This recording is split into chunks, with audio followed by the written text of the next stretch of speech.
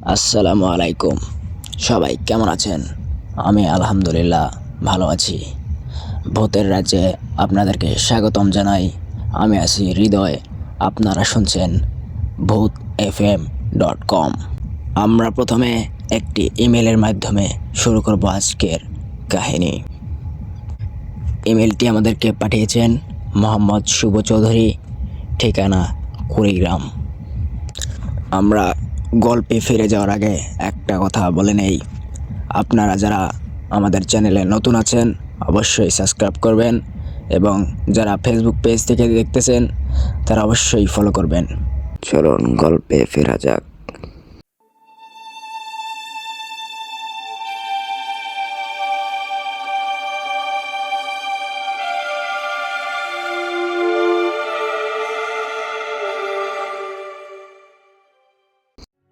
আপনার চোখে কি ঘুম নেই?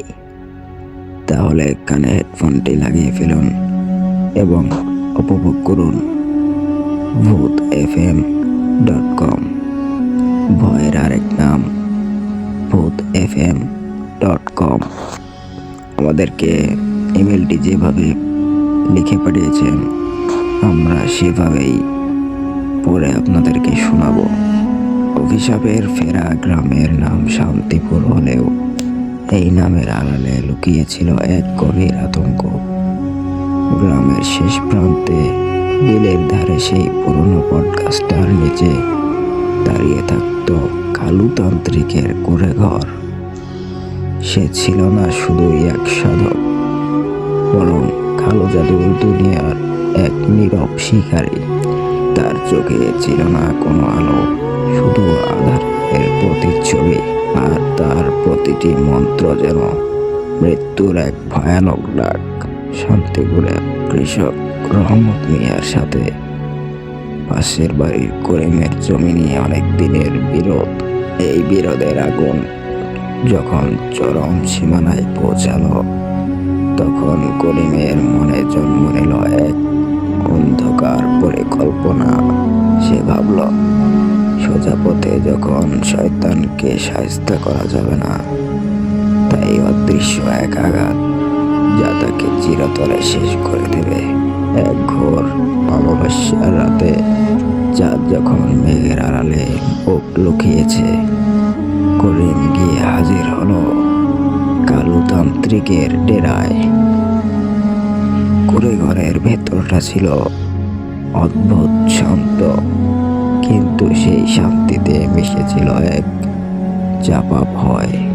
মেঝেতে চড়ানো ছিল হাড়গোড়, শুকনো লতাপাতা আর অদ্ভুত কিছু মূর্তি। ধূপের তীব্র গন্ধে শ্বাস নেওয়াও কঠিন ছিল।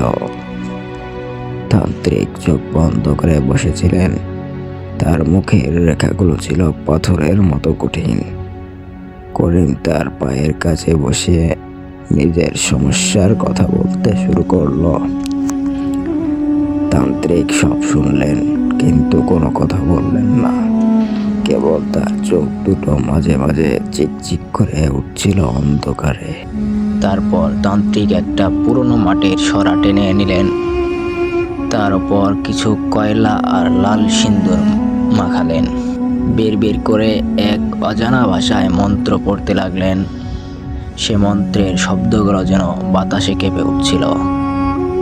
দেয়ালের গায়ের ছায়ার মতো আঁকাচ্ছিল কিছু অজানা আকৃতি। তিনি বললেন, জিন মারদুত আজ রাতেই তোর কাজ করে দেবে। এই শক্তি এতটাই ভয়ঙ্কর যে একবার তাকে ডাকলে ফেরানো কঠিন। এর খেসারত দিতে হতে পারে তোকেও। তুই কি রাজি? করিম তখন প্রতিহিংসার আগুনে এতটাই অন্ধ ছিল যে সে আর কিছু ভাবল না, শুধু মাথা নাড়ালো। অলৌকিক উপদ্রবের শুরু পরদিন রাত থেকেই রহমত মিয়ার বাড়িতে শুরু হলো বিভীষিকা। রাত গভীর হলে যখন সবাই ঘুমে অচেতন, হঠাৎ টিনের চালে ধূপধাপ পাথর পড়ার শব্দ হতে লাগলো, যেন অদৃশ্য কেউ উপর থেকে বিশাল পাথর ছুটছে। জানালা দিয়ে উকি মেরে দেখা গেল না কাউকে, কেবল অন্ধকারে কিছু আবছা ছায়া দ্রুত মিলিয়ে যাচ্ছিল। তার কিছুক্ষণ পর রহমতের গোয়াল ঘর থেকে ভেসে এলো গরুদের তীব্র চিৎকার। দড়ি ছিঁড়ে গরুগুলো উন্মত্তের মতো ছুটোছুটি করছিল, তাদের চোখ দিয়ে যেন আগুন ঝরছিল। মনে হচ্ছিল কোনো অদৃশ্য শক্তি তাদের উপর ভর করেছে। পরদিন সকালে রহমতের টকবকে যুবক ছেলেটা বিছানা থেকে আর উঠতে পারল না। তার সারা শরীর বরফ হয়ে আছে, অথচ কপালে জ্বর। ডাক্তার এলো কিন্তু রোগের কোনো কারণ খুঁজে পেল না। রহমতের স্ত্রী ভয়ঙ্কর এক ছায়ামূর্তিকে রান্নাঘরের কোণায় দাঁড়িয়ে থাকতে দেখলেন, যার চোখ দুটো আগুনের মতো। সেই রাতে রহমতের বাড়িতে শুরু হলো আরও এক বিভীষিকা। ঘরের আসবাবপত্র নিজে নিজেই নড়তে শুরু করলো, বাতাসে ভেসে বেড়াতে লাগলো পচা মাংসের তীব্র গন্ধ, যা নাকে রুমাল দিলেও দূর হচ্ছিল না। রহমত মিয়া বুঝতে পারলেন এটা সাধারণ কোনো বিপদ নয়, এটা জিন ভূতের কাজ। তার বুক ভয়ে দূর দূর করছিল। গ্রামের মসজিদের ইমাম সাহেবকে খবর দেওয়া হলো। তিনি এলেন। তিনি একজন ধর্মপ্রাণ এবং জ্ঞানী ব্যক্তি ছিলেন। তিনি রহমতের বাড়িতে প্রবেশ করতেই এক অদ্ভুত শক্তি অনুভব করলেন। তিনি বুঝতে পারলেন এক শক্তিশালী জিন দিয়ে ক্ষতি করার চেষ্টা করা হয়েছে। ইমাম সাহেব দৃঢ় কণ্ঠে পবিত্র কোরআনের আয়াত পাঠ করতে শুরু করলেন। তার প্রতিটি আয়াত যেন এক একটি আলোর মশাল, যা অন্ধকারের কালো শক্তিকে আঘাত করছিল। তিনি যখন সূরা আর রহমান পাঠ করছিলেন, তখন হঠাৎ করে বাড়ির উঠানে এক বিকট শব্দ হলো। মনে হলো যেন অদৃশ্য কোনো বিশালাকায় প্রাণী তীব্র যন্ত্রণায় চিৎকার করে মাটির গভীরে মিলিয়ে গেল। বাতাসে ভেসে এলো এক তীব্র আর্তনাদ। ঠিক সেই মুহূর্তে গ্রামের প্রান্তরে কালুতান্ত্রিকের কুঁড়ে ঘরে আগুন লেগে গেল। কোনো কারণ ছাড়াই সেই আগুন দাউ দাউ করে জ্বলতে শুরু করলো। কেউ সেই আগুন নেভানোর চেষ্টা করেও পারল না। তান্ত্রিক পাগলের মতো চিৎকার করে বলতে লাগলেন, সে আমার অবাধ্য হয়ে গেছে। মারদুত, তুই আমার কথা মানলি না। তার চোখে তখন ভয় আর আতঙ্কের ছাপ। জিন মারদুত তার নিজের সৃষ্টিকর্তার ওপর উল্টো আঘাত হানল। পরদিন সকালে দেখা গেল তান্ত্রিক গ্রাম ছেড়ে পালিয়েছেন। তার কুঁড়েঘর পুড়ে ছাই হয়ে গেছে। রহমত মিয়ার ছেলে আশ্চর্যজনকভাবে সুস্থ হয়ে উঠল, যেন তার দেহে কোনোদিন অসুখ ছিলই না। কিন্তু করিমের মনে সারা জীবনের জন্য ভয় ঢুকে গেল। সে বুঝতে পারল অন্ধকার শক্তির সাহায্য নিলে শেষ পর্যন্ত নিজেকেই সেই অন্ধকারে পড়তে হয়।